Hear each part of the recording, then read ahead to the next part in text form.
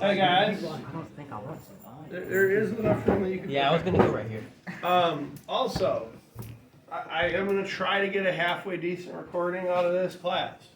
If it doesn't happen, it just doesn't happen because I didn't do one earlier. Right? So it's this or nothing. You guys are awfully close to the microphone. You're right. So I need my best, most stay on topic students. Right, this is perfect. Ow. You four, perfect. Okay. Paper notes out. Paper notes. Here, have a piece of paper. Thank you. So as you're aware, we have several students out today on a field trip, so it's especially important that we get a little video for them to make sure they don't fall behind and they get the same good review. Most of this today is reviewed. Just a couple of new points today. All right. So here we go. Please, could somebody give me one type of plate boundary that we've discussed? Divergent. Divergent. Convergent. I heard divergent.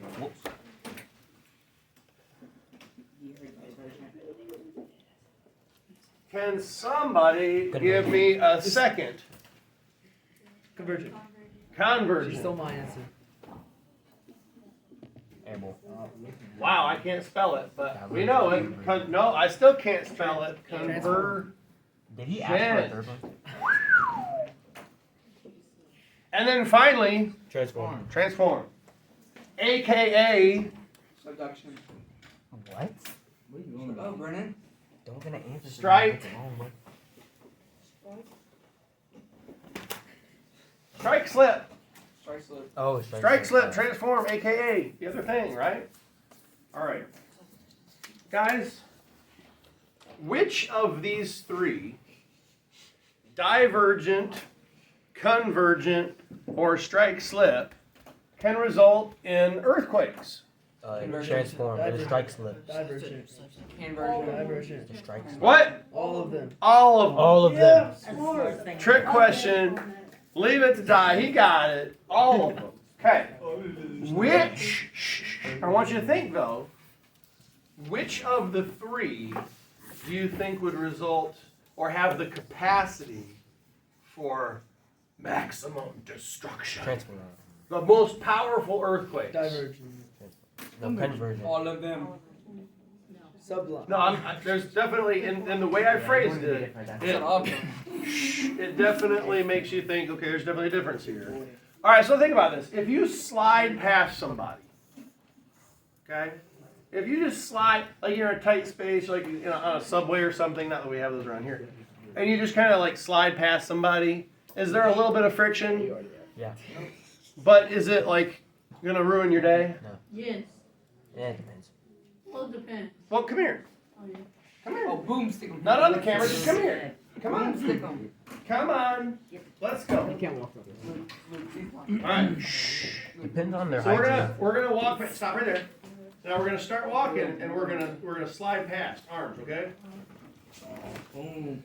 And we still slide. We did collide a little bit, but we were able to slide past. So was there a quake there? No. Yeah. Yeah. There was an impact, but we slipped past. Ah, you're not done yet. You're not done yet. Come here. He's gonna walk this far. All right. Now, turn around. Okay. Now, if we were like actually attached, and then we diverge, would there be a little bit of rumblings as those things that were attached kind of detach? Yes. But was there much of? No. Oh, there wasn't much there, right? No, don't sit down yet. All right. Now. Right? All right, do it again. It's fun. All right, do you guys see what I'm getting at? Which of these are going to result in the most powerful earthquakes? Transform. Convergent. Convergent. Guys. You heard someone else.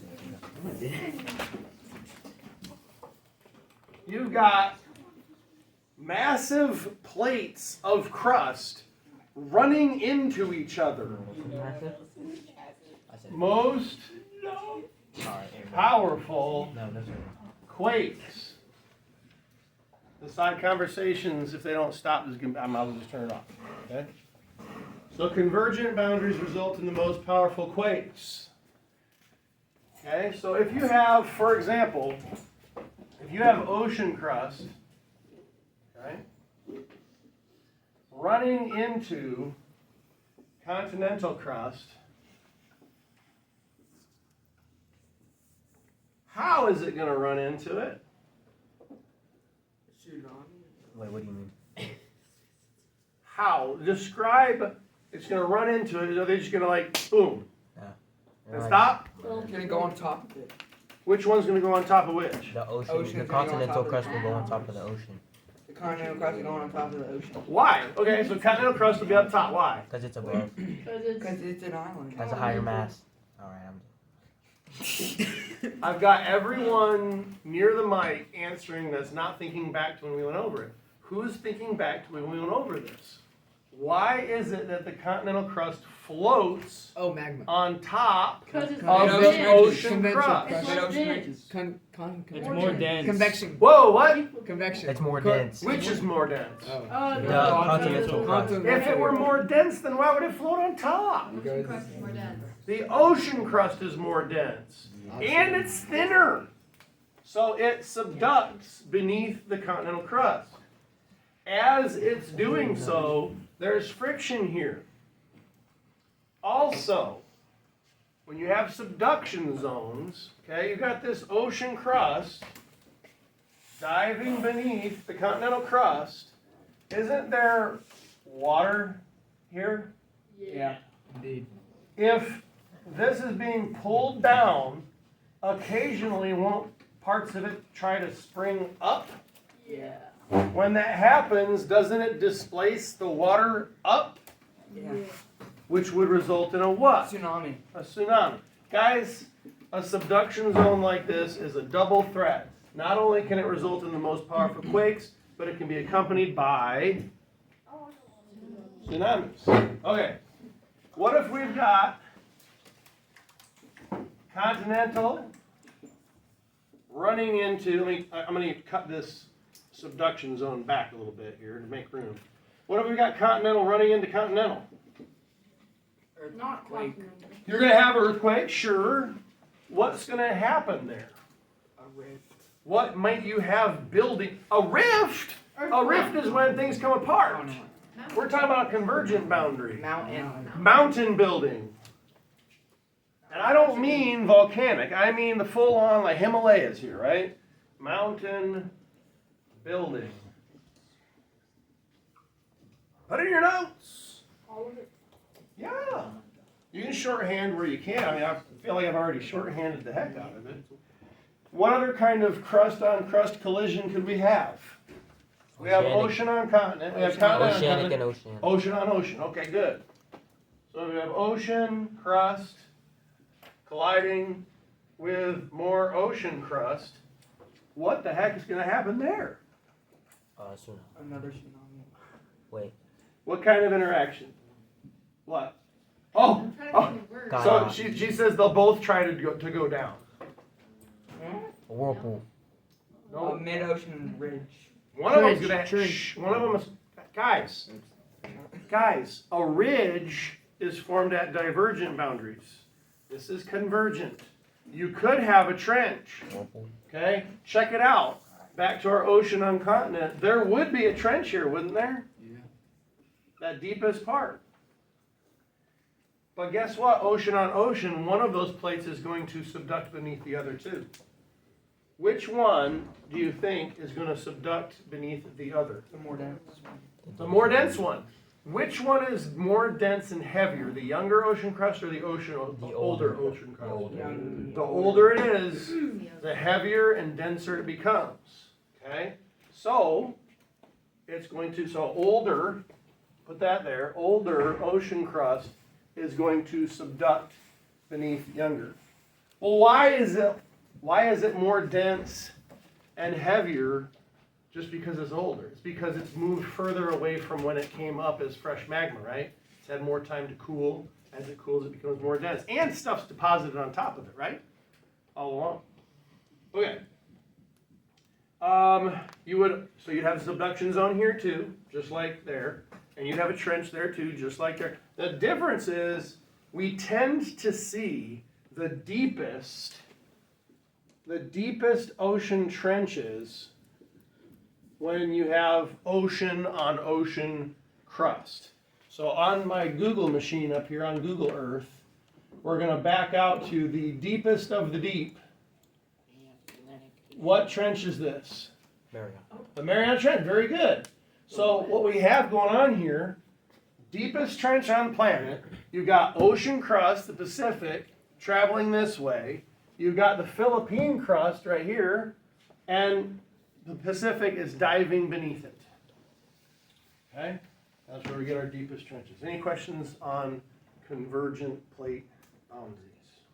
I'm sure I'm leaving a lot of good stuff out, but this is kind of a good quick rundown. Let's go over here to divergent. So which way are my arrows going to be pointing? Left. Away from each other. Opposite directions, right? And away from each other. This is also opposite directions, but toward each other. So I can't really say that. That one. That way. And a couple of different types of divergent boundaries that we've talked about. I'll give you the first one, and then you give me the second one.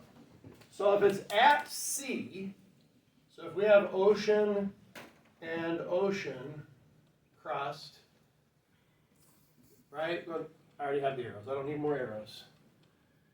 What's going to form here? Mid-ocean trench. Or not trench. A mid-ocean ridge. Mid-ocean ridge. We're going to have a ridge there. And I don't need to write mid-ocean because I got ocean. It's in the mid, right? Mid-ocean ridge. And I like the arrow pointing up because what's going up there? The The magma. Yeah. Good. Forming new ocean crust. And then it moves out, right? Okay. So we have a ridge there. Do you think the earthquakes along the ridge are particularly powerful? No. Yeah. I mean, would they be detectable? Yeah. Could you maybe feel the most powerful of them? Sure, but would they be as powerful as... No. Okay, so we're going to say the least powerful earthquakes. In fact, most of the earthquakes you're going to feel are going to be directly tied to volcanic activity. So as the magma rises up, that's what you'd be feeling. Does that make sense? Okay. We could also have continent. I'm going to abbreviate CONT for continent. Continent diverging from continent. Now, before I get to that, I wanted another word here. We call this seafloor what? Spreading. A ridge form, and then the seafloor spreads. What do we call it here when continent is diverging from continent? Rifts. Rift. We have a rift form. But if I want you to think back for a second, didn't we have a rift in the middle of the ocean ridges too? So there's more similarities than there are differences. In fact, guys, when the continent splits open, what enters the gap? Magma. Eventually, what's going to happen? Enter the gap. Yes, magma. You're going to have a new floor, but what's going to be going into the gap? Water. Water. So once you have the water fill in, let me go back to remember we did this just yesterday. We talked about East Africa, right? We talked about how, you see it? Right there again? You guys see that line? Yeah. In the geology itself, you can actually see it on the topographic map. This part is detaching. This is a rift valley. Okay? Google machine it. East African Rift Valley, the Great Rift Valley. Right here. This part of Africa is detaching. What's going to flood in behind right here? Water. Where the gap goes, there's going to be a brand new ocean formed there. Okay? So we talk about it being continental rift, continent splitting, but what ends up going in there is a new ocean being formed, like a baby ocean. Okay? Well, if it's ocean, once it gets to be a decent sized ocean, wouldn't you just call it seafloor spreading again? Yeah. That's what happened with the Atlantic. Okay, so if we go to the Atlantic, and we say, okay, well, if North America and Europe and South America and Africa were all together, that was one continent. We talked about Pangea. Continental rift happened, but it continued to happen. It just changed names. It just became seafloor spreading. Make sense? Yeah. Okay. What do you say? All right, last one. Transform. I said, does it make sense? I always ask if it makes sense. You guys, I hope you're like honest with me. If it doesn't make sense, like not really. No, it makes sense. Okay, transform boundaries. What's going on there? AKA strike slip. They're going over each other. What do I do with the arrows? One goes over, one goes under. No, they don't. One does not Past go each under other. the other. They're just going they, past they each other. pass by. Actually, I'll do this. Does that work? Or does that make you feel like one's under the other? Should I go like this? They're just passing by. And there's going to be friction in between them, so you can still have earthquakes, and some of them can be pretty powerful. More powerful than divergent on average. The San Andreas is a good example. If I can spell. Has anybody ever seen the movie San Andreas with The Rock? Dwayne The Rock? Have you seen it? A couple people in each class seem like they've seen it. It's an entertaining movie. It's a good action flick. Not particularly scientifically accurate because the power of the earthquakes that they were showing would be in the convergent category. But the San Andreas is a transform boundary. You're going to get like 7s, maybe 7.5s on the Richter scale. Whereas convergent, you can have up to like 9 or 10, which is insanely powerful. So anyway, I don't want to put specific numbers on it. I want to say 7, 7.5. Divergent would be smaller. One last point. You guys know the difference between linear and exponential? A little bit. So if we were looking at a graph, can I erase this? I know I just put it up there. Can I erase that? Yeah. If I had a graph of magnitude, no, Are you okay? power, magnitude, okay, line graph. If magnitude was like 4, 5, 6, 7, 8, 9, 10. You've ever heard that before? Magnitude 7 earthquake struck wherever. You heard that in the news, right? If the difference in power in the earthquake were linear, it would look like this. Does that make sense? The increase in power from one to the next would be the same. So the same increase in power from 4 to 5 as there would be from 8 to 9. Does that make sense? So, in reality, that relationship is not linear, it's exponential. Okay? So, what I want you to realize is, so many people think, okay, a magnitude 6 earthquake caused a little bit of damage, and so they think, well, a 7 causes this much more damage. They think the jump in power would be the same from 6 to 7 as it is from 7 to 8. It is not. See what I'm saying? As you go along, that it's ramping up. So, for example, if it were linear, that's still a little curved. Anyway, you get the idea, right? Much different. By the time you get to a 10, it's so much more powerful than a 6 or a 7. It's insane.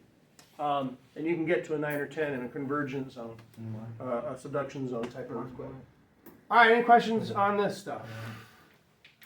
Cool, let's go to the lesson. Do you guys want to follow along? No. I'm going to assign it? No? Okay. Yes. So you guys want to just follow along on this? All right, here we go. Up at the top, And I'm not going to read word for word. I'm going to blast through this, which means you guys will have to Blast through it. do the The question. Videos. reading. You have to read. I'm not going to read the whole thing for you guys. All right, shh. Continental margins. You guys remember we talked about continental margins? What is this right here? This light blue on the edge of the continent. Ridge. That's the oceanic crust. It is, yes, this is still oceanic crust. It's underwater, but it's not ocean crust. This is the margins, the side. You guys know a piece of paper, right? Look at a piece of paper, the side of it we call it the margins, right? It's on the edge of.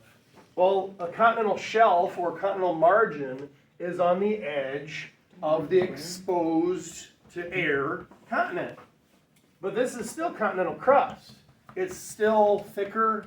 It's still less dense. It's still more buoyant. It just happens to be underwater. If we went back a few thousand years to the Ice Age, Florida would have, been out to maybe here, depending on how far sea level was down. Does that make sense? You'd have more and more of this continental shelf exposed as just dry land. Okay. So this is, as you said, this is part of the continental crust, and then it drops off to be ocean crust. But what I don't want you to think, and what some people get twisted sometimes, they look at this and they say, well, this is a clear boundary between continental crust and ocean crust. That means that this is a separate plate than this. Right? Wrong. Yeah, good. It's not. This is not a plate boundary. Guys, if this was ocean crust and it was on a separate plate than this continental crust, what would we see right here? A trench. Because this ocean crust would be subducting beneath the continental crust. It is not. They are traveling together as one piece. And I'll show you another map to demonstrate that. Or not to demonstrate, but to show it. On this map, you can see the North American plate takes half of the North Atlantic, doesn't it? So you've got the Mid-Atlantic Ridge right here. The North Atlantic sea floor on this half of the Atlantic is moving that way with North America. It's all one plate. All of this is one plate. Okay? So, good to know. All right. Notice also, there's no plate boundaries here. It's all one plate. Do we have large amounts of active volcanoes along the East Coast? No. No. Why? Because there's no plate boundary there. Do we have lots of frequent, powerful earthquakes along the East Coast? No. No, because there's no plate boundaries there. Do we see fresh mountain building along the East Coast? Yes. No, No. because there's no plate boundaries there. Where are the fresh mountains? Yes. On the East Coast. Guys, the Appalachians are ancient. They're 300 million years old. Okay? They've been eroded down so far that people that live out in the Rockies make fun of them. They call them the Appalachian Hills, not the Appalachian Mountains. But 300 million years ago, when they were at their peak, they were as tall or taller than the Himalayas are today. That makes sense? They've been eroded down. Not only have these mountains been eroded down, all of this stuff here has been eroded, smushed, flat-ish. That's why along the coast, this is called a plain. It's flattened out. The beaches, if I were to zoom in here, right, and tilt it down so you can see they're kind of flattened out. The margin itself, the shelf itself. Oh, I'm about to get you. The shelf itself. If you walk, anybody go swimming in the Atlantic on the East Coast? Now, when you walk in, you wade in, right? You wade in. It's kind of like that stupid stair thing, where they're they do this behind a wall or whatever. Well, if you're on the East Coast over here, it is much more. The grade isn't as steep. It's gradual. So you're going into the water, it'd be like this, nice and gradual. If you're on the Pacific side, guys, look how wide this is. That is a huge shelf. That is a huge margin. Look at the West Coast now. There's barely any margin there. So you go wading into the Pacific, it's like, ooh, right? You're down. Okay? It really is that way too, isn't it? If you go into the Pacific, on average, the drop-off is much more steep. Why? Because the East Coast is a passive margin with much more ancient geology. It's no longer geologically active. Whereas the West Coast margin is fresh. It's new. The features there aren't as old, which means there hasn't been as much time to do what? Get flat. Get flattened out, get eroded away. So you have seams like this. That's tough. Your beaches, yeah, you might have a nice little sandy beach here, but you got cliffs right there. Jump off. Yeah, you could, some of them, you probably could. And not die hitting a sandbar, right? But now some areas don't do that, right? Stop. But my point is, it's more abrupt of a drop-off. What do we have right here? Cam, what do we got right here? Hills. Right here. Hills.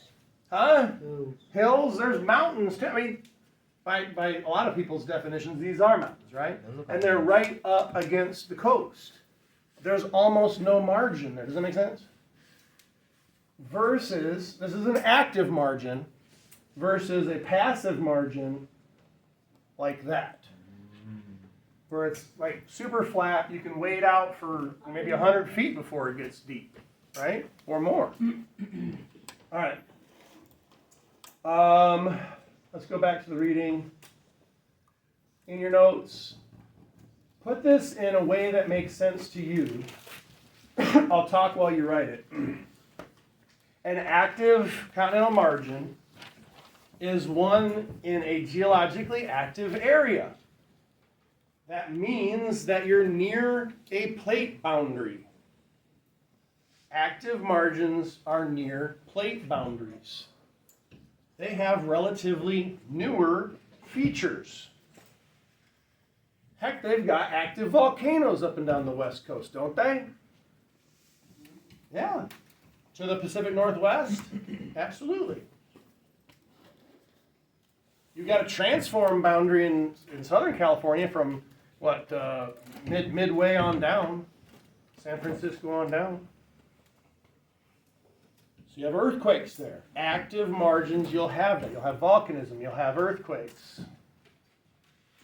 You have those coastlines that are more abrupt of a drop-off. The margins themselves aren't as wide. Versus the passive margins, you don't have really any new geologic activity going on. There's been more time for the terrain to get flattened out by erosion. There's no earthquakes because you're not near a plate boundary. There's no volcanoes because you're not near a plate boundary. Can you have can you have volcanoes far away from plate boundaries? Yes. But we'd be talking about a hot spot, right? And there are no hot spots along the East Coast. Questions, comments, concerns? Guys, that's pretty much it. There's plenty more to read, some examples, some details. That's the short of it. This video is decent review. Feel free. Here's your summary. Check the summary against your notes. If you don't have these concepts in your notes, I don't know what you're doing. Okay? If you do, good to go. Let me hit assign, and I'll turn you loose.